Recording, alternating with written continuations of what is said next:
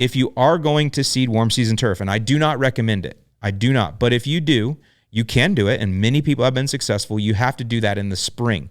The reason why is it can take many, many weeks, probably 6 to 8 to 9 weeks for centipede or Bermuda or zoysia to establish a decent turf stand, not a beautiful turf stand, but a decent turf stand, 6 to 8 to 9 weeks from seed. The reason being is because our grasses require a lot more sunlight in order to move and grow, and they also have to form more than just roots and top growth. Cool season lawns have 2 jobs: roots, top growth. That's it. That's why perennial ryegrass, you can establish a perennial ryegrass beautifully in literally like 2 weeks. I'm not kidding you. Turf type tall fescue, like 3 to 4 weeks.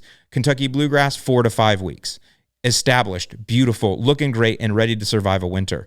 You can't do that with warm season turf. It needs more sunlight because it has to power roots, top growth, rhizomes, and stolons, all of that. So it has to grow up, down, and all around, and it needs a lot more sunlight to do that.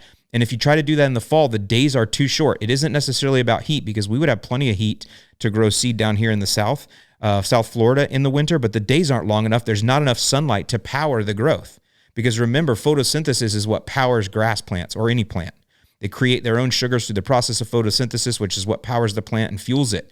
And so because of what these alpha grasses are going to face in their world, in their future, roots, top growth, rhizomes, and stolons, up, down, and all around, they've got to have a lot of sunlight to power that. And that means we need to do that as we're starting in spring and the days are getting longer. You guys will notice, if you're a sunset chaser like I am, like down here, the sun is now setting at 6:15, whereas last month it was setting at 5:30. In another month, the sunset will be setting at like 7:45 and then 8. And then, people know you come down here, sunsets at like 9 o'clock at night. And that is a beautiful thing. I'm a sunset chaser. That's me.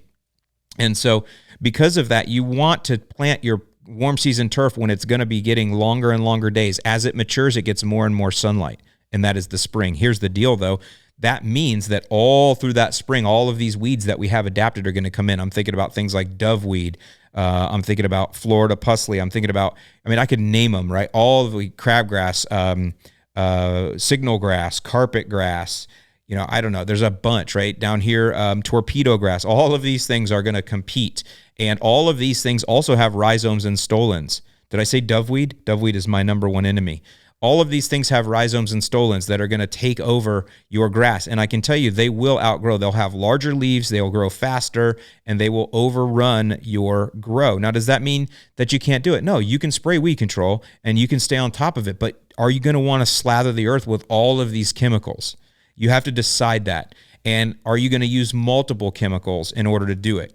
I'm not a guy that says chemical all the time. Weed controls, that's what they're there for. Herbicides, you could use them and you could be responsible. But in some cases, you might have to buy some fairly expensive stuff, some fairly expensive products in order to get on top. And then you're going to run into, if you get over 85, there's many of them that you can't spray at that point. And you get over 85 really quick in the South. So you have to realize that you're going to have a really long road if you seed in the South. Whereas sod is immediately blots out the sun. You can start mowing within a week or two, and you're good to go once it roots. So those are some things to think about there when it comes to warm season. I totally recommend that you sod. 1 pallet of sod covers 400 square feet. Just do the math. Call your local sod farm and find out. By the way, those of you wanting Provista, you can call sod farms now. Many of them will sell direct to you. And I'm not going to get too much into Provista except to let you know that it's glyphosate tolerant. So it's one of those where you can keep a clean stand of St. Augustine grass. So I